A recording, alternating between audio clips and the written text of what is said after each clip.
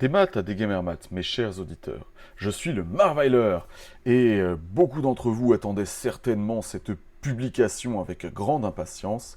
mon avis et ma synthèse sur la cérémonie d'ouverture des Jeux Olympiques de Paris en France. Bien entendu, comme beaucoup de monde, j'ai été affecté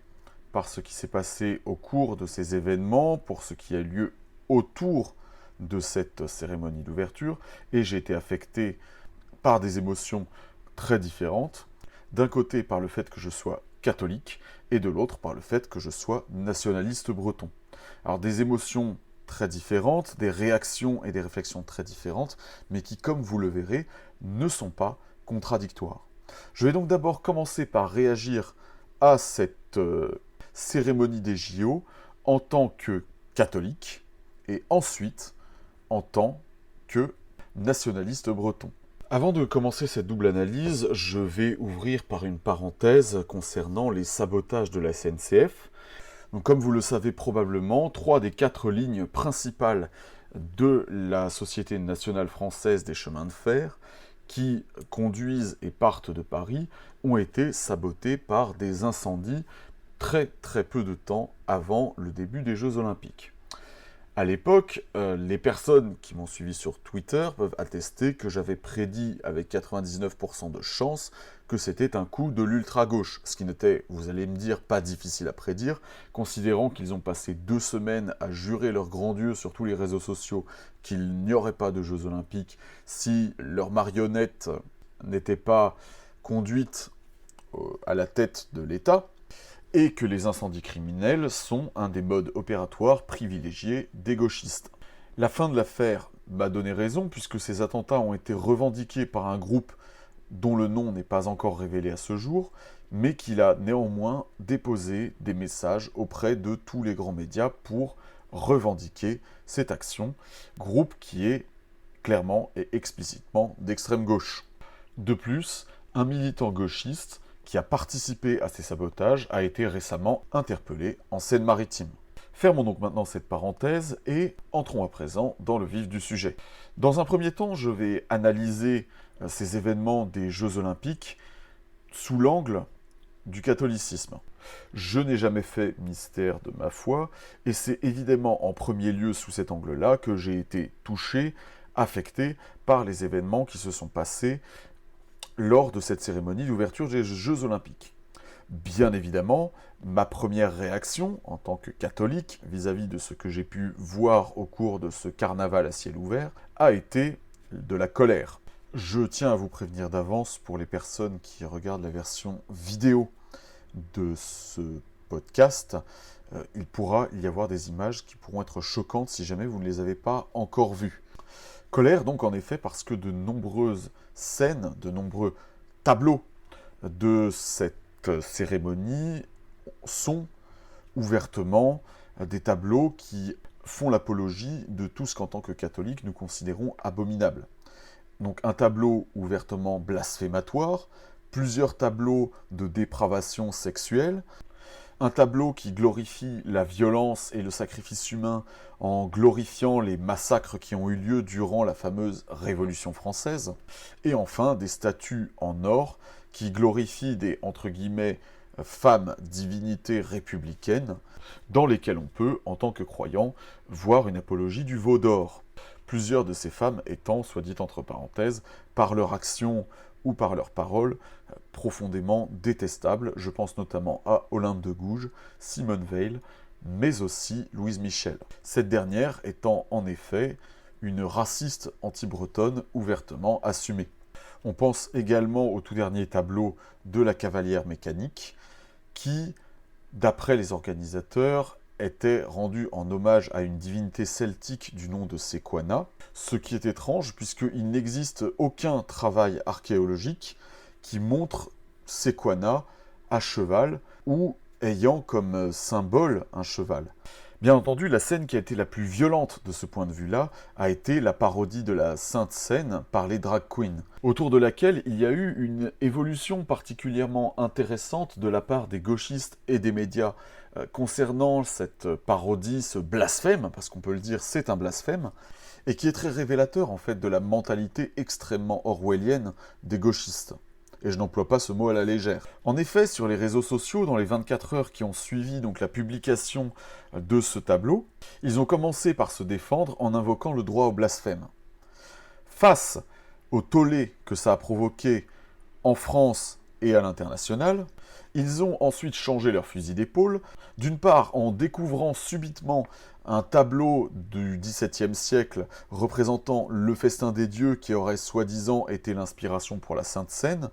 et en mélangeant deux tableaux espacés de 45 minutes durant la cérémonie d'ouverture des Jeux Olympiques, le premier étant la parodie de la Sainte Seine lui-même avec les drag queens qui s'est passé dans la soirée alors qu'il faisait encore jour, et le second s'étant passé environ 45 minutes plus tard, qui est Philippe Catherine tout bleu devant une table de drag queen. En fait, les gauchistes, pour entretenir et créer cette confusion entre deux tableaux qui sont bien différents et bien distincts, ont utilisé le fait que les mêmes acteurs lors de la scène blasphématoire ont été recyclés et sont également apparus dans la même tenue lors de la scène dionysiaque. Donc, ce narratif a été repris en chœur comme des perroquets par tous les demi-habiles de gauche qui, 24 heures auparavant, ne connaissaient l'existence ni de la scène de Léonard de Vinci, ni du tableau du Festin des Dieux de Bijlert,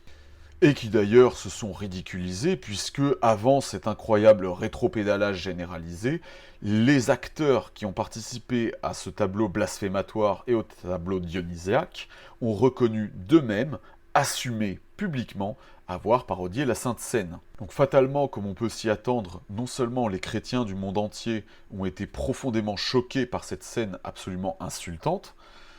mais non seulement les chrétiens, mais aussi les musulmans, il faut le savoir. Cette scène, et plusieurs autres, ont été explicitement censurées par la télévision de nombreux États, parmi lesquels notamment les États-Unis, le Maroc, la Russie et la Chine. De même, dans de nombreux États, le comité organisateur des Jeux a décidé de rendre inaccessible ce replay précisément à cause de ces images violentes et blasphématoires. Il faut comprendre que cette scène a été validée par le président de la République française, Emmanuel Macron. Et il faut donc également comprendre que cette scène, encore une fois, est une faute diplomatique majeure vis-à-vis de plus de la moitié du monde. Je le dis explicitement, l'État français s'est ridiculisé aux yeux du monde entier. On pense également aux scènes de dépravation sexuelle, comme l'image de ce trouble qui commence à simuler une scène de copulation,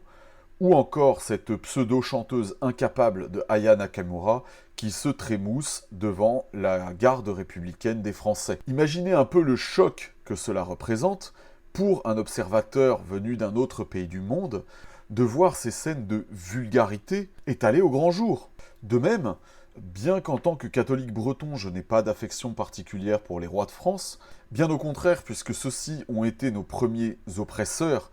qui ont eu à notre égard un comportement confinant parfois jusqu'à la sauvagerie. On se rappelle de la brutalité des dragonnades françaises en pays bigoudin pendant le premier épisode des Bonnets Rouges.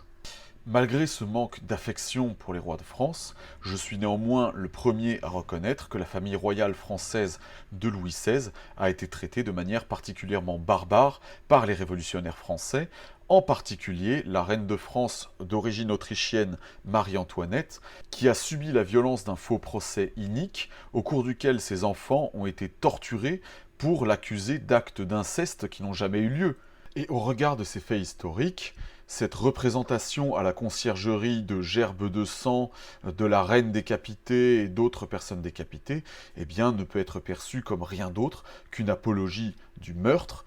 et de la violence révolutionnaire, et on peut même aller jusqu'à considérer que c'est une apologie du sacrifice humain. D'où, tout cela ensemble, le sentiment de colère que j'ai eu en tant que catholique vis-à-vis de cette cérémonie d'ouverture décadente des Jeux Olympiques des Français, et le fait que je comprends très bien la manière dont le monde entier a été choqué par cette cérémonie décadente, par cette cérémonie que je crois même qu'on peut qualifier de diabolique. Et forcément, en tant que chrétien, voir cette dépravation étalée à la face du monde et défendue d'une manière aussi pitoyable par des gauchistes qui prennent le train en marche d'une défense absurde, qui se contredit en permanence et surtout qui réécrit l'histoire en permanence, d'où mon emploi de l'expression orwellienne quand je parle de leur appréciation de cette scène. Voilà bien cette colère au niveau mondial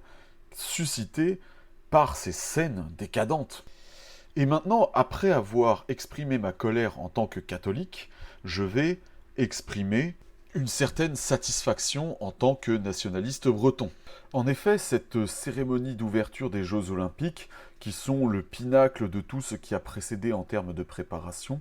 ont été un désastre pour l'image internationale de la France. Principalement pour les raisons que j'ai évoquées précédemment. Et ça, en tant que nationaliste breton, eh bien, tout ce qui abaisse l'image de la France à l'international, c'est du pain béni pour nous, puisque ça donne du grain à moudre à notre discours de séparation justement de cet État profondément pourri jusqu'à la moelle. Et de plus, je dois avouer que voir les RNistes jacobins qui nous crachent dessus à longueur de journée en nous insultant,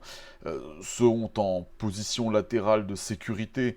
face à ces horreurs auxquelles ils ont assisté, met un petit peu de baume au cœur, il faut le reconnaître. De plus, cette cérémonie et ses suites ont eu le mérite de mettre encore une fois au grand jour, la violence et les manipulations dont se rendent coupables les médias d'État français. En effet, il faut savoir que peu de temps après la cérémonie, un sondage aurait été commandé et obtenu à Harris Interactive, la société, et selon ce sondage, 95%, autant dire un résultat dithyrambique, des Français auraient été satisfaits de cette cérémonie d'ouverture. À l'étranger, 88%. Alors je passe sur les scores dithyrambiques qui, je pense, vous auront mis autant que moi la puce à l'oreille. En fait, le problème, c'est que ce sondage n'existe pas. Il a été fabriqué de toutes pièces et repris tel quel par les médias mainstream sans vérification, notamment Le Figaro et Le Parisien, alors qu'en réalité, il n'est pas listé sur le site web de Harris Interactive qui recense l'ensemble de leurs enquêtes, et que bien entendu, les médias qui le mentionnent ne fournissent aucun lien vers une source primaire, à fin de vérification. Autant dire que nous avons assisté là, en direct, à la création d'une authentique fake news. Et bien entendu, ce sondage totalement bidonné a été repris et réutilisé sans modération par tous les gauchistes et les imbéciles. Gauchistes qui d'ailleurs, entre parenthèses, il y a 2 semaines juraient qu'ils feraient tout pour empêcher les Jeux Olympiques, et que maintenant qu'ils ont assisté à ce spectacle de décadence, eh bien sont là à le défendre bec et ongle à l'aide de ces statistiques bidonnées et de ces explications tout aussi bidonnées fournies par l'organisation olympique quant à la scène blasphématoire de la Sainte Seine. Voilà au final ce qu'on peut retenir de cette fameuse cérémonie d'ouverture. Ça a été une erreur diplomatique monumentale, diplomatique aussi bien sur le plan intérieur que extérieur pour la France, puisque eh bien, l'État français, au travers de ces jeux, qu'elle a approuvés, il ne faut pas nous faire d'illusions, a réussi à insulter près de la moitié de la population mondiale, et a réussi également à choquer de manière grave également près de la moitié de sa population. bien que, de manière assez amusante, on ait vu subitement apparaître sur les réseaux sociaux tout un tas de chrétiens de gauche, avec des gros guillemets, qui n'ont probablement jamais mis les pieds dans une église de toute leur existence, qui sont venus défendre bec et ongle cette cérémonie. L'histoire est quelquefois pleine de mystères. De notre côté, et auprès des Bretons, particulièrement pour le peuple breton, c'est une énième occasion de nous désolidariser de la décadence générale dans laquelle tombe la France et en particulier ses élites politiques et culturelles avec des gros guillemets,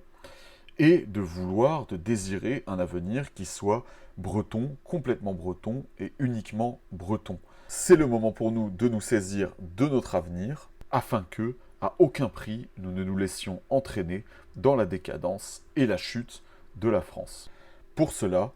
rejoignez le Parti national breton pour une Bretagne débarrassée de l'État français, débarrassée de ses élites barbares et décadentes,